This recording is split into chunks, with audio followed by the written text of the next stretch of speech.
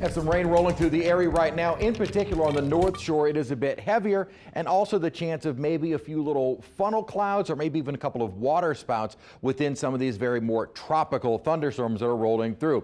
A bit more intense really across the north shore from now central Washington through St. Tammany Parish. A lot of lightning right along the Mandeville lakefront. Had been intense in Tangi, starting to wind down, more of a light, steady rainfall there. And at least this line of the more intense storms is moving. So while it may add into a quick bit of accumulation, they are moving. So they're not just sitting, but this line will continue into Mississippi over the next couple of hours. Whereas south of the lake, it really hasn't been all that bad. We've had some pop-up thunderstorms here and there, but again, anything that does form, while they may be heavy, they are moving. More of a lighter to moderate rain, maybe a few pockets of some heavier showers moving in from the river parishes and down the bayou and toward the coastal. A few pockets of more isolated, heavier storms. Most of it is just the lighter rain that is pushing through. Through the night and into tomorrow night, we will have a flash flood watch. It's in effect for only northern Tangi and Washington Parish. This is the reason why, or the reason why is because we've seen most of our rain north shore,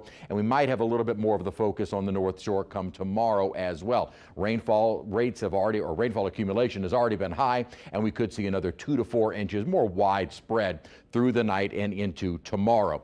87 was our high today. Again, always that silver lining. We had another afternoon of below average temperatures. Just kind of gloomy all day under mostly cloudy skies. 83 degrees right now.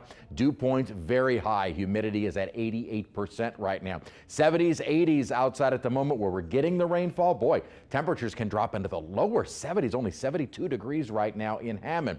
We are going to have a wet couple of days, especially tomorrow, beginning to dry out toward the end of the week, and the weekend will be drier. No tropical concerns at the moment. I'm saying no immediate tropical concerns. A couple of areas that we're going to start watching over the coming days, but at the moment, nothing threatening. We're going to stay quiet through the weekend. Here's what's going on locally. You can see the broad spin from this surface low. All the heavy rain that had been over in Texas is now starting to push to the east, and we are getting in on some of that heavier rainfall. Weather Prediction Center have kind of shifted their outlook for flooding rain tomorrow to more of an isolated to also slight risk of more scattered heavy downpours that could lead to some localized flooding, and then a lower threat, but still a threat nonetheless, on Thursday as well. Does look like tomorrow will probably be the chance of more of the heavy rainfall with this surface low and basically stalled out front, not really going anywhere over the next couple of days. So that'll keep our rainfall a bit higher in coverage, but also in intensity. We'll have a better opportunity